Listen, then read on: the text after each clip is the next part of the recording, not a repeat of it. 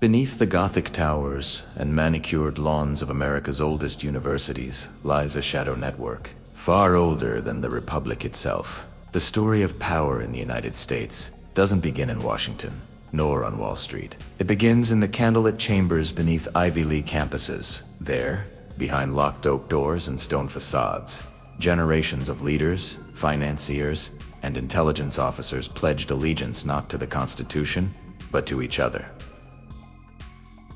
The public sees them as students. History remembers them as architects of empires. Tonight, we uncover how a few secret societies shape the nation's destiny, binding politics, money, and secrecy into one unstoppable force. The roots stretch back to 1832 at Yale University. While the world was changing outside, 15 young men gathered inside a windowless hall called the Tomb. They called themselves the Order of Skull and Bones. Their motto, "The measure of a man is what he does with power." Over the next 2 centuries, their descendants would prove that statement terrifyingly true. Among their members, senators, judges, CEOs, and 3 U.S. presidents: George H.W. Bush, George W. Bush, William Howard Taft, all Bonesmen. But Skull and Bones was never about education. It was about control. Members were chosen not for their grades, but for their potential, the future captains of government, industry, and intelligence. Once initiated, they swore an oath of silence, a brotherhood sealed with ritual and blood. In 1856, Harvard's own elite answered back, founding the Porcellian Club. Its Latin motto, Dum Vivamus. Vivamus, while we live, let us live, sounded harmless, but its alumni would become presidents of banks, Supreme Court justices, and ambassadors. Entry meant access to networks, to wealth, to the invisible web connecting America's ruling class. These weren't college clubs. They were training grounds for power, from Yale Skull and Bones to Princeton SIV Club and Cornell Quail and Dagger. The pattern repeated. Recruit the brilliant, the ambitious, and the ruthless. Teach them the rules of the game and how to never be caught playing it. By the 20th century, these societies had matured into informal pipelines to Washington. During World War II, the OSS precursor to the CIA was filled with Ivy League recruits, many drawn from these secret orders.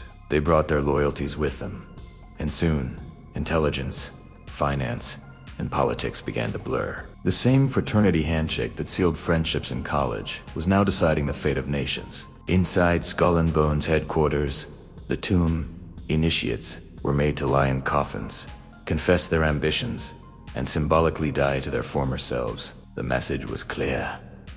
The brotherhood comes before the individual, before nation, before God. The rituals were psychological, conditioning a rebirth into secrecy. Every class produced 15 new Bonesmen. Over time, their descendants inherited the same privilege, creating dynasties of power that could move silently through the system. In 1945, as the United Nations formed and the Cold War began, dozens of Bonesmen sat quietly in the State Department, the Treasury, and intelligence circles. Averell Haraman, a Bonesman banker, financed post-war reconstruction. His associates helped draft the Marshall Plan. Another member, Henry Stimson, served as Secretary of War under Roosevelt and Truman, overseeing the Manhattan Project. From academia to atomic bombs, the Brotherhood's reach was everywhere. The public saw coincidence.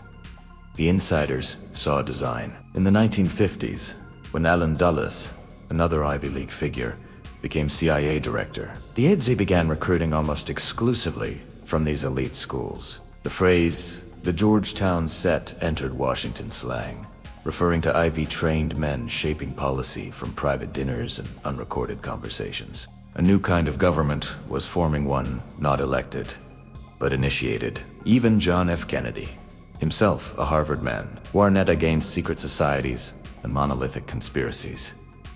Weeks later, he was dead. Fast forward to the 1980s. As Silicon Valley rose, the secret societies adapted. Members of the Ivy elite moved on to tech boards, into hedge funds, and think tanks. The same scalant crossbones insignia once etched into Yale's doors found its way into encrypted foundations and corporate hierarchies. Old money, they called it, but it was more than that. It was old loyalty, repackaged for a digital world. Emails replaced letters, but the silence remained absolute. Publicly, they competed. Privately, they cooperated. The rules never changed. Recruit early, Riseto header. Protect each other forever. Even presidents are not immune. During the 2004 election, both candidates George W. Bush and John Kerry were Skull and Bones members. Two supposed rivals, bound by the same oath. "It's a secret," Bush said in an interview when asked about it. "So, secret. I can't talk about it." He smiled. The country didn't.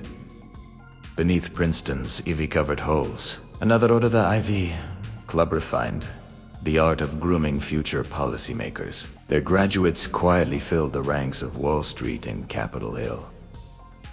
Many of them now sit on boards that influence the Federal Reserve, media conglomerates, and major defense contractors. Each generation builds on the last a self-sustaining network of influence. The myth says they meet once a year in private retreats, blending politics, finance, and intelligence under the guise of alumni events. Cameras are banned. Non-members aren't even told the location.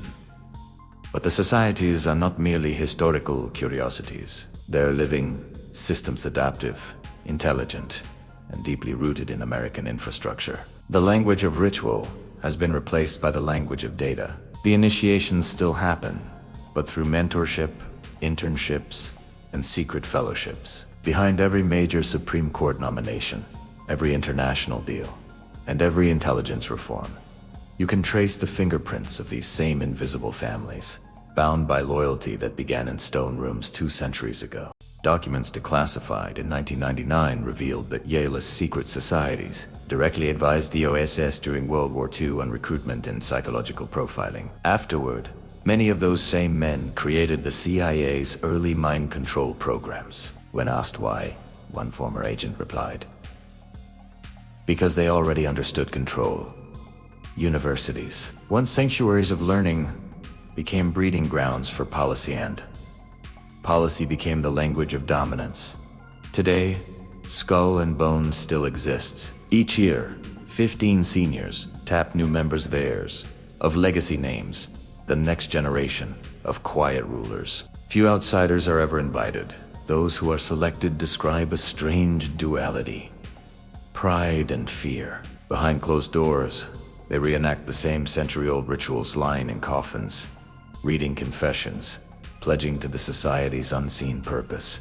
Outside, they smile for the graduation photos, unaware that history has already chosen their path. In 2025, their influence is everywhere. Silicon Valley CEOs trace their mentors to Ivy League fraternities. Central bankers and intelligence chiefs attend the same alumni reunions. Even Hollywood's portrayal of rebellion is often funded by the same old families. America's mythology of meritocracy was built on these hidden hierarchies. They still write the script. From Yale's Bonesmen to Harvard's Porcellians, these groups operate like invisible gears inside the nation's machinery. They don't need to rig elections when they can shape the candidates decades before the race begins. Perhaps the most haunting truth is how normal it all looks. To the world, they're scholars, philanthropists, and visionaries. To those who've seen inside, they're the keepers of a centuries-old covenant. Secrecy in exchange for dominance. For them, democracy isn't a system, it's a stage. The audience believes in freedom, while the actors follow an ancient script, one that began in ivy, candlelight, and silence. So the next time you watch a presidential debate, a Supreme Court hearing, or a stock market crash, remember, 'tis somewhere in a locked library. Beneath portraits of long-dead alumni, a circle of hands once decided who would sit in that chair, who would sign that law, who would rise, and who would vanish. Because in America, education was never just about knowledge. It was about succession. The invisible brotherhood that began in college halls still governs the corridors of power, and its members still whisper the same creed. The measure of a man is what he does with power, and as long as power remains the most addictive knowledge of all, The societies will endure hidden in plain sight, disguised as tradition, sustained by silence. They are the architects of continuity, the guardians of privilege, the unseen professors of a lesson the rest of us were never meant to learn. Knowledge is power, but only when it is kept secret. Thanks for watching. If you want to uncover more hidden truths, make sure to like this video and subscribe to the channel. We'll see you next time.